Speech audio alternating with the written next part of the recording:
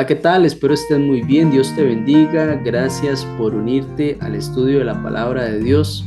Lección número 5 de este trimestre y el título para esta semana es La Pascua. Vamos a adentrarnos a la 10ª plaga, la última de las 10 plagas que azotaron Egipto para la liberación del pueblo de Dios. El pueblo está cerca de ser liberado, pero el corazón de Faraón cada vez más obstinado. Vamos a estudiar también qué significa la Pascua, cómo se recuerda, y bueno, quédate conmigo porque ya casi iniciamos.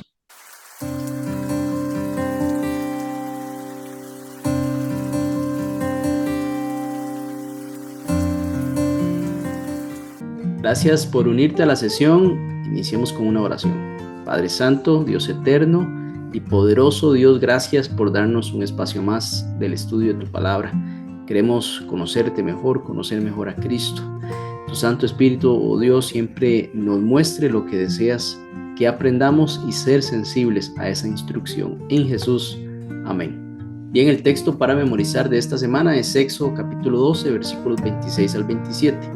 Dice así la palabra de Dios: y cuando sus hijos les pregunten qué significa este rito, responderán: es la víctima de la Pascua, en honor del Señor, que pasó por alto las casas de los israelitas en Egipto, cuando hirió a los egipcios y libró nuestras casas. Bien, hemos visto las 9 plagas la semana pasada. Cada una de ellas pues iba directamente en mostrar la falsedad de los dioses paganos, de los cuales los egipcios le atribuían algunas bendiciones o protección. Bueno, Dios les demuestra que solo hay un Dios verdadero.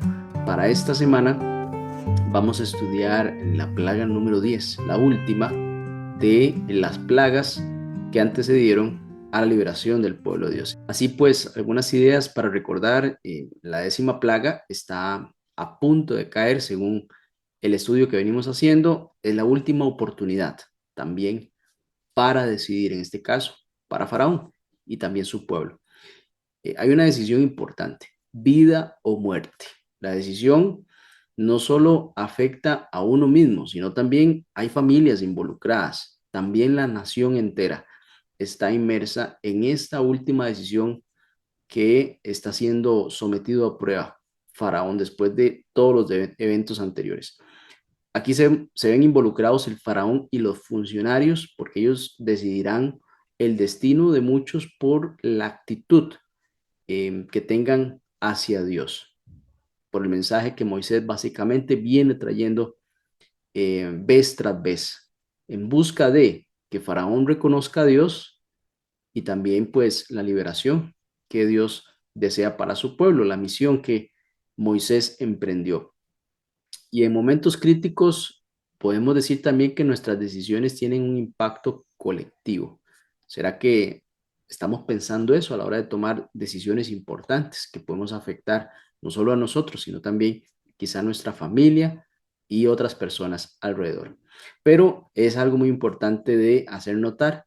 Dios ofrece sabiduría y poder para actuar correctamente. Si somos humildes y le pedimos a Dios que nos ayude a decidir con sabiduría y entendimiento, la palabra de Dios nos dice que eso es posible. Primera Corintios capítulo 1, versículo 30 y Filipenses capítulo 2, versículo 13 nos hablan de esa sabiduría que podemos obtener de parte del cielo. ¿Cuál puede ser el problema? Bueno, nuestro corazón obstinado. Ese corazón obstinado muchas veces se niega a obedecer, a ser sumiso, a escuchar la voz de Dios y atender el consejo divino.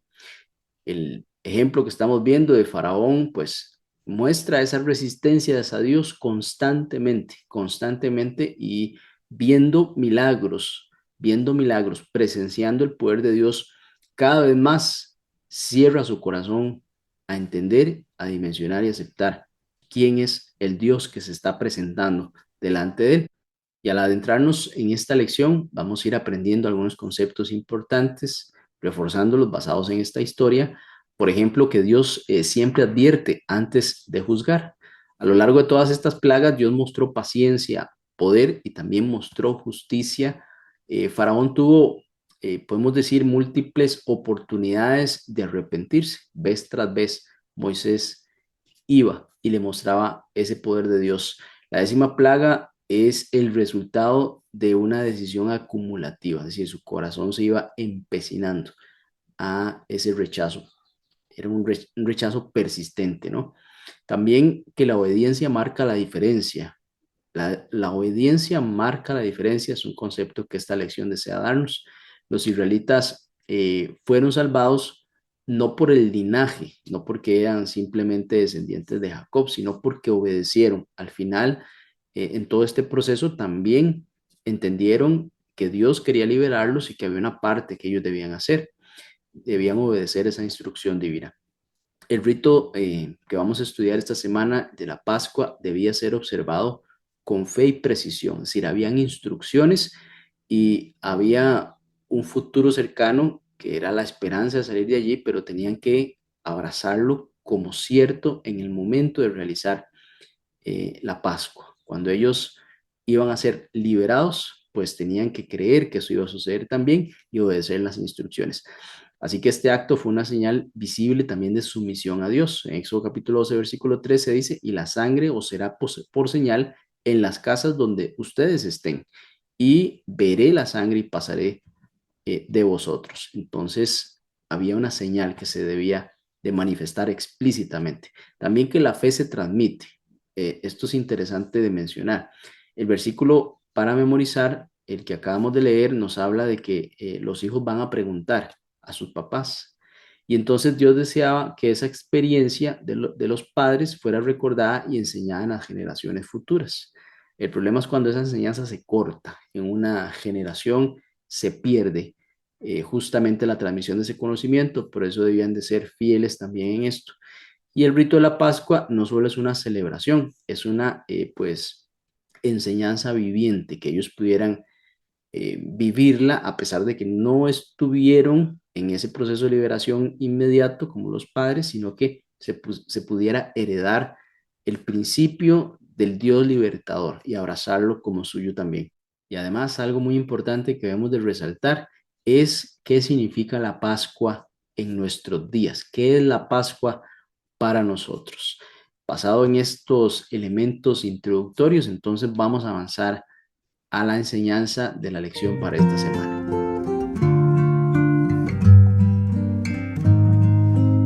Amós capítulo 3, versículo 7 nos dice que nada va a hacer Dios sin antes revelarlo a un siervo suyo, a un profeta. Esta 10ª plaga, que es la muerte de los primogénitos, fue el último acto divino contra Egipto. Después de los 9 anteriores que estudiamos la semana pasada, no llegó por sorpresa.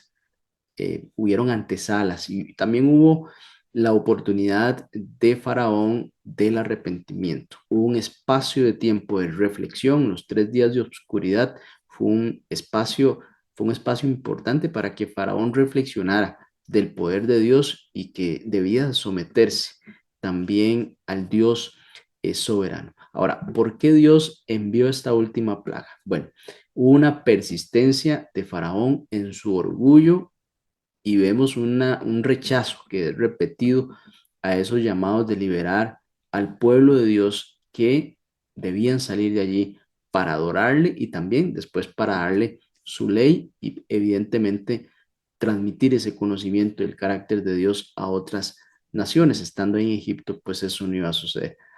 Y también porque Egipto como nación estaba envuelta en la idolatría, eso lo estudiamos la semana pasada, también en la opresión y en la violencia. Es decir, había una nación que debía ser juzgada también. Y básicamente eso fue lo que le mencionó también Dios a Abraham cuando le prometió una gran descendencia, pero que iba a estar esclava por 400 años, pero que después de allí iba a juzgar a la nación que la había esclavizado. Porque, bueno, ahí vemos que había opresión y violencia y también mucha idolatría. Todo era un Dios para esta nación. Y también porque el pecado trae consecuencias. Eso lo sabemos. El juicio de Dios es justo, es paciente, también se ha manifestado de forma progresiva para ellos y también podemos decir que va a ser definitivo. En este caso, esta 10ª plaga está representando un juicio definitivo al final de un proceso en el cual Dios buscaba el arrepentimiento y la liberación. Éxodo capítulo 11, versículo 1 al 10. Ahí en este contexto vemos cómo Moisés anuncia que Dios ejecutará una última plaga. Está anunciándolo, ¿sí? La muerte del primogénito va a alcanzar entonces desde el hijo del faraón hasta el del siervo en consecuencia por la decisión de faraón. Dios también promete que después de esto el faraón entonces ya los va a dejar ir. En esa omnisapiencia de parte de Dios, habiendo antecedido y mostrado a Moisés de que el faraón iba a cerrar su corazón, pero que él iba a desplegar prodigios y que al final los iba a liberar, bueno, iba a llegar ya este momento, estaba pronto. Y Moisés entonces se retira del palacio muy enojado. Es interesante ver esta reacción de Moisés porque él está entendiendo que, bueno, el pueblo va a ser liberado, eso es una buena noticia, pero muchos van a sufrir en consecuencia por esta terquedad de Faraón, personas inocentes, niños que pudieron tener un futuro, pues bueno, no lo van a tener por la decisión de Faraón. Entonces, la pregunta es, bueno, ¿por qué se enojó Moisés? Bueno, por esa terquedad, definitivamente una terquedad frente a la verdad divina. ¿Qué más podía hacer Dios para demostrarle a este hombre? Bueno, ya estaba cerrado completamente su corazón. Como mencionamos, se enoja también porque muchas personas inocentes iban a sufrir por la dureza de este hombre. ¿Cuántos dirigentes políticos no toman decisiones por orgullo y afectan poblaciones vulnerables? Las mismas guerras, ¿cuántas guerras se han hecho simplemente por la terquedad de los hombres al poder? ¿Y cuántos no han sufrido las consecuencias de la guerra? Inclusive, pues niños han quedado huérfanos por las decisiones de los hombres. Y también porque Moisés comprendía ese dolor que iba a desatarse, esa tragedia después de que esto se realizara. También podemos mencionar el significado del número 10. En la Biblia el número 10 representa una totalidad o una plenitud. Entonces, así como Dios entregó los 10 mandamientos que representan una ley moral completa, el carácter de Dios ahí expresado, también estas 10 plagas representan esa completa expresión del juicio divino sobre Egipto. Como mencionamos, la omnisapiencia de Dios permite dimensionar esas 10 plagas como algo pleno, en el cual bajo esas decisiones también de Faraón, pues iban a cumplir estas 10 plagas. También resaltamos que Dios es un juez justo y amoroso. Dios no va a castigar a nadie por placer, jamás. La justicia es parte inseparable de su carácter amoroso. Hay dos características fundamentales de Dios. Él es justo y misericordioso. Dios defiende a quien está siendo oprimido, no tolera el abuso y la discriminación tampoco, ni menos la arrogancia, el orgullo de corazón. Es algo que no puede ir con el carácter de Dios. Salmos 33, versículo 5 dice, ama la justicia y el derecho. Así es. Isaías 16:5, se establecerá su trono con misericordia. Y Jeremías 9:24 dice, alábense en esto, el que hubiese de alabar, en entender y conocer que yo soy Jehová, que hago misericordia, justicia y juicio. Así que Dios no se inclina ciegamente hacia la justicia o hacia la misericordia, sino que estos dos conceptos los une en perfecto equilibrio. Es parte de esa sabiduría de Dios que a nosotros nos cuesta equilibrar el juicio y la misericordia. Y, por ejemplo, la palabra de Dios nos guía a esto. ¿Cuál es el equilibrio correcto que debemos de tener? En Miqueas capítulo 6, versículo 8 nos habla de eso. Dice, hombre, el Señor te ha declarado lo que es bueno y lo que pide de nosotros. Solo practica la justicia, ama la bondad y anda humildemente con tu Dios. Entonces, en este texto, básicamente el núcleo de una vida cristiana equilibrada es practicar la justicia, no dejar pasar lo malo, amar la bondad, no lo corrijas sin amor, es decir, el amor tiene que estar incluido en la corrección y andar humildemente. No hay que juzgar con orgullo, sino con reverencia ante Dios. En esta parte de la lección tenemos una pregunta final. ¿Cómo podemos alcanzar el equilibrio perfecto? Entendiendo que pues nos podemos equivocar. Bueno, es mejor inclinarse hacia la misericordia antes que hacia la justicia. La respuesta no es sencilla, pero observando el carácter de Cristo, notamos que Él condenó el pecado, pero abrazó el pecador. Fue justo al expulsar a los cambistas, pero misericordioso con la mujer adúltera. Ese equilibrio perfecto solo lo logra quien camina cada día con Dios.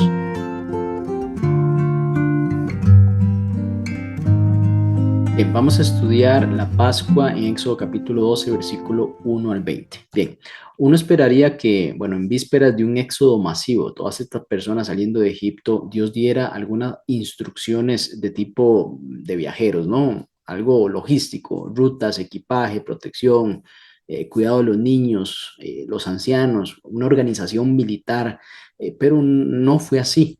Lo primero que instruye Dios es una celebración religiosa, un ritual, no una estrategia de escape.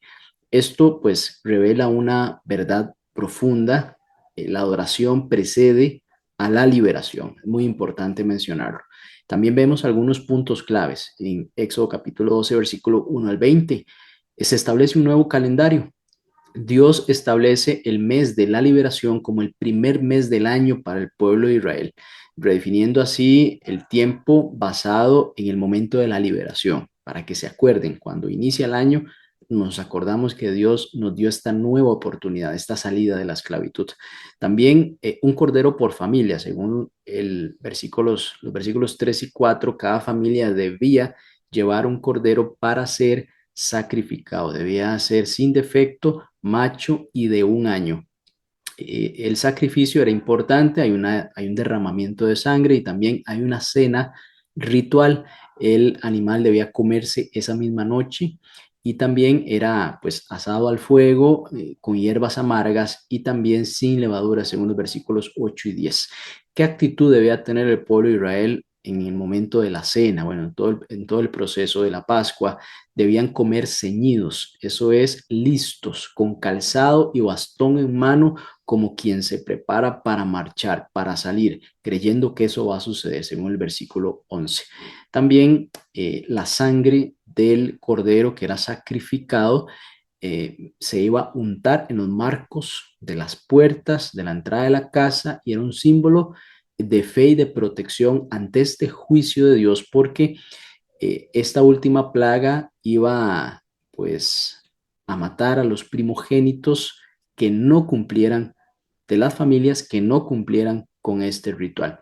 También en conmemoración debía ser perpetuo, debía celebrarse cada año, debían recordar los hijos de los hijos de los hijos que pues esto era importante para el pueblo, era el inicio de un momento de liberación, era algo importante para dejar la esclavitud de la cual estaban sometidos y pues dirigirse a la Canaán terrenal que Dios pues les estaba prometiendo. Esto también menciona en los versículos 14 y 20, también debía de hacerse por 7 días con la eliminación de toda levadura durante ese tiempo.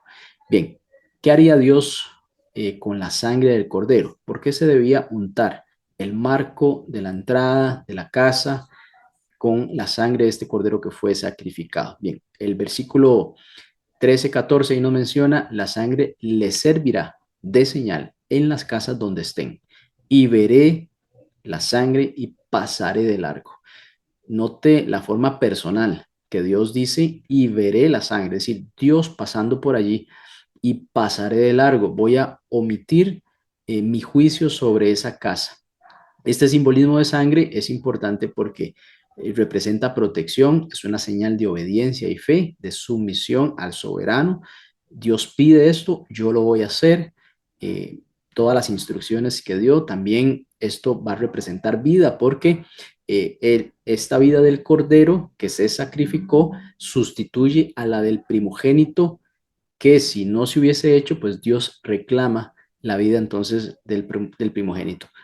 También representa redención porque prefigura la sangre de Cristo, según Primera de Pedro capítulo 1 y versículo 18 al 19. Esto es muy importante mencionar porque todo esto prefigura justamente toda la labor que hace Cristo en la cruz al derramar su sangre, al darnos protección, al darnos vida, al darnos redención.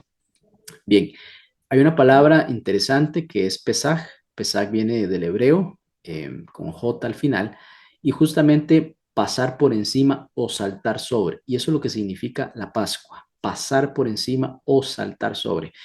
No se refiere esto a una evasión indiferente, como si a Dios no le importara. Por el contrario, significa una intervención selectiva y misericordiosa de parte de Dios para ese lugar, para esa familia, para esa casa, protegiendo a los que están bajo esa señal. Era muy importante el trabajo de un padre y de una madre protegiendo a sus hijos, tomando esto con la seriedad y la reverencia del caso. Y hay un objetivo de la celebración de la Pascua. Hay una intención de Dios de que hay una memoria viva de la liberación, una memoria viva de lo que Dios hizo por ellos. Generación tras generación debía quedar ese recuerdo vivo. Aún así, pues los hijos de los hijos no estuvieron allí, pero iban a entender y a dimensionar lo que Dios había hecho. El versículo 14 del capítulo 12 dice, este día os será en memoria y lo celebraréis como fiesta solemne para Jehová durante vuestras generaciones. Entonces, aquí vemos que también esto se traduce en una identidad nacional, pero de forma espiritual. Sí, tiene un significado espiritual importante. Ayuda a fortalecer la fe del pueblo cuando el pueblo se encuentre débil o pues en situaciones difíciles se pueden acordar de este momento de liberación. También les recordaba que su Dios libera, salva, interviene y además escucha cuando usted y yo más lo necesitamos. Y aquí hay una pregunta que debemos hacernos. ¿Por qué es importante que nosotros miremos hacia atrás y recordemos la bondad de Dios para con usted y conmigo, lo que Dios ha hecho por nosotros? Esto nos ayuda a confiar en el presente y también en el futuro, ¿no es cierto? Bien, el corazón humano puede tender a olvidar y también a la queja. El Salmo 106 es un ejemplo de ello. Cuando tenga la oportunidad lo lea. También porque el recuerdo de lo que Dios ya hizo fortalece nuestra fe de lo que hará. Es decir, si Dios ha sido fiel y ha demostrado su poder en nosotros en el pasado, ¿por qué no lo hará en el futuro? Entonces nos afianzamos de las promesas de Dios en el futuro basado en que las ha aplicado en el pasado. También porque la memoria espiritual alimenta la esperanza. Cuando usted se acuerda de eso, pues su esperanza se renueva. Aún así, esté en momentos difíciles. Va a haber gratitud y va a haber obediencia cuando la esperanza es alimentada. Bendice alma mía a Jehová y que yo no me olvide de ninguno de sus beneficios, dice el Salmo 103, versículo 2. Bueno, es importante que nosotros siempre nos acordemos de las bondades de Dios. Dios eso pues lo quería en la celebración de la Pascua, era lo que Dios buscaba. No se olviden de lo que yo he hecho por ustedes. Eso es lo que hoy usted y yo también debemos de pensar, de afirmar. No me voy a olvidar de los beneficios que Dios ha hecho en mi vida después de que acepté esa liberación de parte de Él.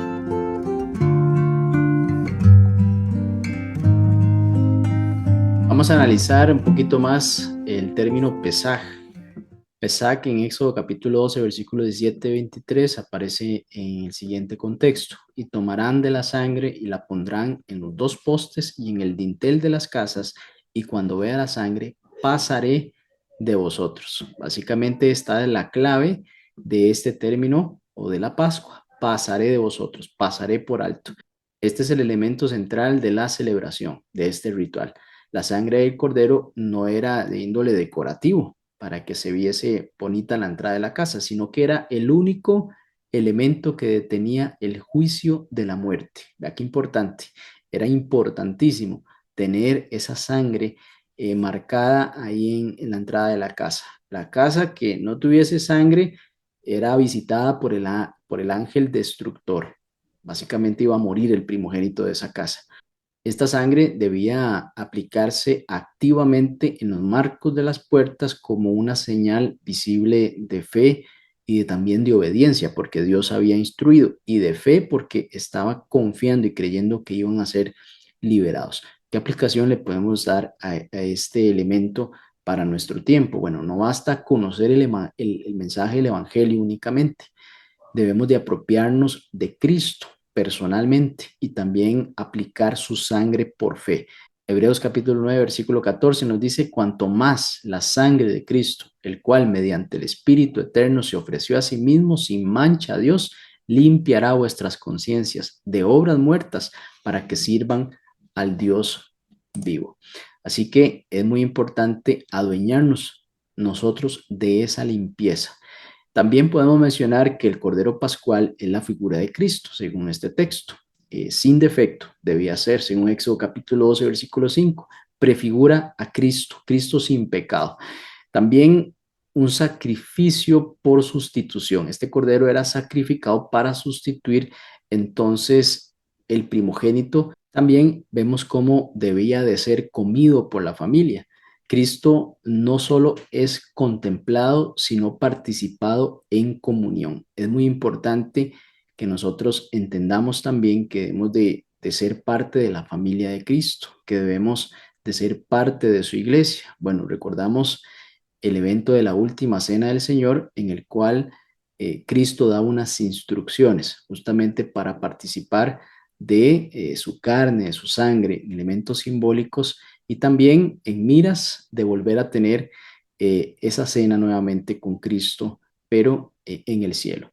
Dice Juan capítulo 1, versículo 29, he aquí el Cordero de Dios que quita el pecado del mundo. También 1 Corintios capítulo 5, versículo 7 dice, Cristo, nuestra Pascua, ya fue sacrificada por nosotros. También hay un elemento interesante en este ritual de la Pascua, del Pesaj, es pan sin levadura, pureza y sinceridad. Básicamente representa Cristo sin pecado. La levadura, ¿qué representa? Bueno, en el contexto de la Pascua, la levadura simboliza el pecado. También durante 7 días debía ser completamente eliminada de cada casa. No debía existir la levadura en los alimentos. Debía ser quitado porque, bueno, representa el pecado y estaba en pues, un ritual en el cual se entendía que debíamos de desechar el pecado, no ser partícipes del pecado. También el pan sin levadura es símbolo de la vida sin corrupción, la obediencia inmediata, también la pureza de Cristo, quien venció el pecado.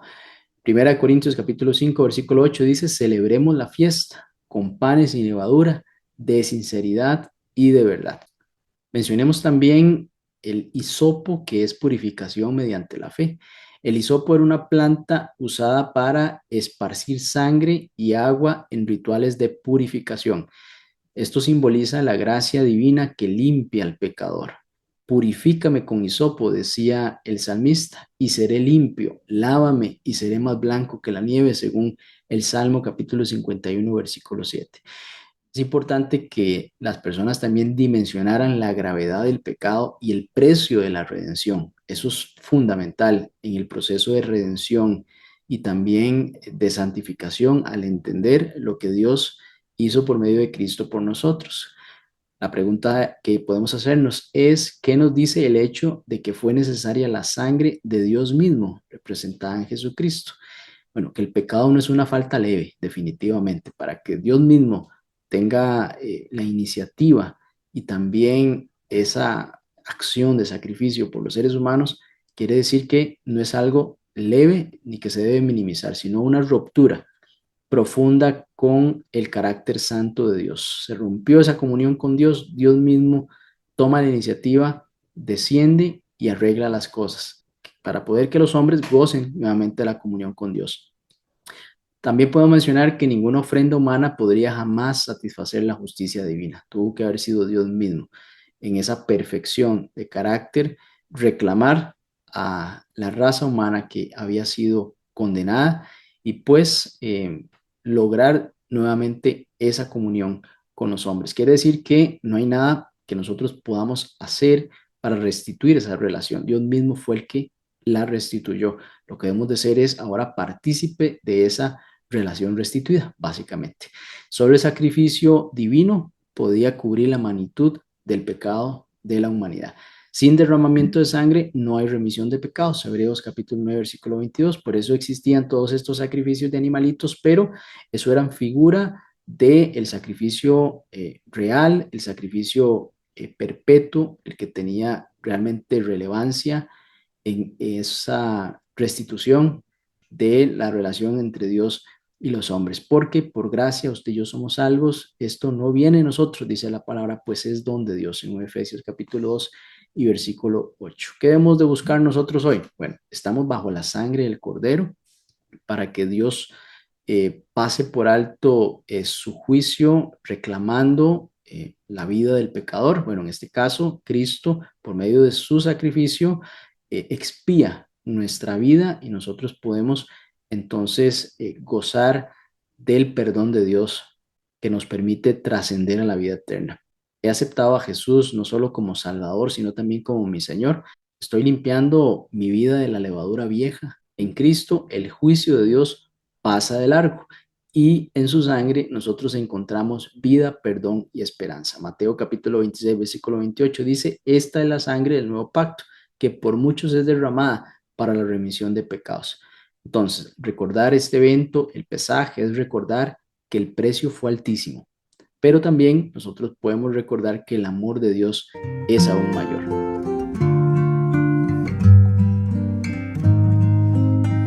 Salmo capítulo 145, versículo 4 nos dice, una generación exaltará tus obras ante la otra y anunciará tus portentos. Así que en la víspera de la liberación del pueblo de Dios, mientras aún estaban en la esclavitud, Dios les da instrucciones. Instruyó a su pueblo a celebrar la Pascua. Esto se lo pidió como si ya estuvieran libres. Este acto no solamente es un acto de fe, sino también de una estrategia de parte de Dios de una transmisión espiritual, que cada generación recordara y también viviera esa experiencia del éxodo como algo propio. Es muy importante pensar que, bueno, sí, en el momento en que celebraron la Pascua, aún no estaban libres. Quiere decir que a partir de allí era un acto de fe. Así que ese acto de fe se debía de replicar generación tras generación. Sabemos que la familia es una escuela de la fe. Dios no dejó la enseñanza religiosa en manos exclusivas, por decirlo así, de sacerdotes o de profetas. Los padres eran los primeros maestros del pueblo de Dios. La memoria de la redención debía ser contada en el hogar, familia tras familia, y se debía contar con palabras sencillas, con palabras que estuviesen vivas y también aplicables. Es decir, que cada familia tuviera su propia experiencia de salvación. Éxodo capítulo 12, versículo 26-27 dice, cuando sus hijos les pregunten y ustedes dirán, esto es lo que hizo el Señor por mí, básicamente parafraseándolo, ¿no? También vemos que la historia sagrada puede convertirse en una experiencia personal. Deuteronomio capítulo 26, versículos del 5 al 9, podemos extraer lo siguiente. Estuve en Egipto y fui liberado. Bueno, ¿qué significa esto?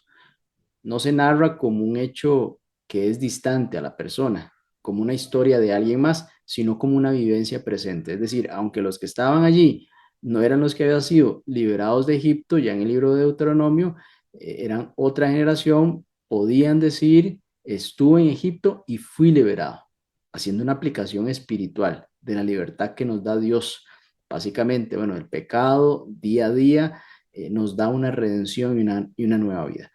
Es importante mencionar que podemos contar para recordar, recordar para crecer. La Pascua era más que una ceremonia, un ritual, era una herramienta pedagógica, es decir, de enseñanza. Había enseñanzas importantes ahí que se transmitían a las siguientes generaciones. Un puente entre generaciones, podemos decirlo. La Pascua era sumamente importante. Mantenía ese concepto de un Dios redentor, de un Dios libertador. También una afirmación de identidad espiritual y nacional. Dios con nosotros. Dios, el soberano, el omnipotente, el Dios de Israel, nos va a acompañar en nuestras generaciones en todo lo que vayamos a realizar. Cada vez que un papá contaba una historia, entonces el hijo la aprendía. También el padre la revivía porque dicen una frase que recordar es vivir. También la comunidad se fortalecía, retomaba fuerzas en momentos de debilidad cuando venía la historia. Y imagínese usted un buen relator, una persona que viviera ese relato, pues inyectaba, animaba al pueblo de esperanza. En Romanos capítulo 10, versículo 17 dice, la fe viene por el oír y el oír por la palabra de Dios. Todas esas personitas ahí escuchando a ese relator en momentos en que quizás se habían olvidado un poco o estaban tristes, pues esa fe les era de vuelta. Preguntas que podemos tener en esta parte de la lección. Estamos pasando esa antorcha de la fe en nuestro hogar. Le estamos hablando a nuestros hijos de los milagros que han hecho en nuestra vida para que ellos también los vivan. También podemos pensar en que si la forma en que nosotros hablamos de Dios lo hace real y cercano para las otras personas o lo presentamos como un ser lejano, histórico, bíblico, pero no reflejo yo esa relación, esa cercanía o ese impacto que Dios ha hecho conmigo.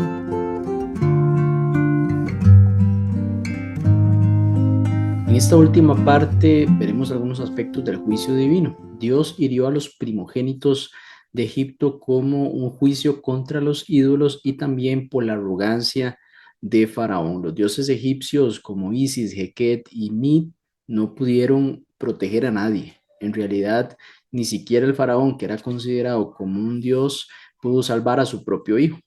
Entonces, esta décima plaga desenmascaró literalmente la impotencia de los dioses falsos y exaltó entonces el poder del único Dios, el único Dios verdadero. Éxodo capítulo 15, versículo 11 dice, ¿quién como tú, Señor, entre los dioses? Además, fue una justicia divina porque en Egipto habían matado a los hijos de Israel en Éxodo capítulo 1, recordará usted en ese primer episodio. Ahora, entonces, el juicio cae sobre los primogénitos, pero del pueblo de Egipto. El pecado siempre va a dejar consecuencias. Muchas veces va a afectar inocentes, pero también revela que Dios no se burla ni es indiferente al sufrimiento de su pueblo. Así que la Pascua no fue solo una cena especial para recordar la salida de Egipto, fue una sombra profética de la mayor redención, la que Dios realizaría mediante Jesucristo, el verdadero Cordero de Dios. En Egipto, la sangre del Cordero salvó vidas, marcando las casas donde había fe. Hoy la sangre de Cristo marca los corazones de quienes creen y es la única que nos libra del juicio eterno, porque nuestra Pascua, que es Cristo, ya fue sacrificada por nosotros. Así como el pueblo de Israel debía aplicar la sangre, comer el pan sin levadura y estar listos para partir, también nosotros debemos aplicar la sangre de Cristo por fe a nuestra vida, vivir una vida limpia del fermento del pecado con sinceridad y verdad y estar preparados para su regreso como peregrinos en camino a la tierra prometida. La Pascua nos recuerda que no somos salvos por nuestros méritos, sino por la gracia del Cordero inmolado, y cada vez que participamos de la cena del Señor, estamos proclamando esa verdad. Haced esto en memoria de mí hasta que yo venga. La Pascua no terminó en Egipto. En Cristo, la verdadera Pascua se cumplió y hoy nos llama a vivir bajo su sangre, a caminar en libertad y a enseñar a otros que el juicio pasa de largo cuando la fe descansa en el Cordero de Dios. Vamos a orar para finalizar. Gracias, Padre, te damos por esta hermosa enseñanza. Hemos entendido lo misericordioso que ha sido con nosotros por medio de Cristo. Pasar por alto nuestras faltas, perdonándonos y cumpliendo tu justicia por medio del Cordero de Dios que quita el pecado del mundo. Gracias, Dios, por escucharnos, por atendernos y por permitirnos ser libres del pecado. En el nombre de Jesús lo pedimos. Amén. Muy bien, gracias por acompañarme. Le invito a conectarse al estudio de la sesión la próxima semana.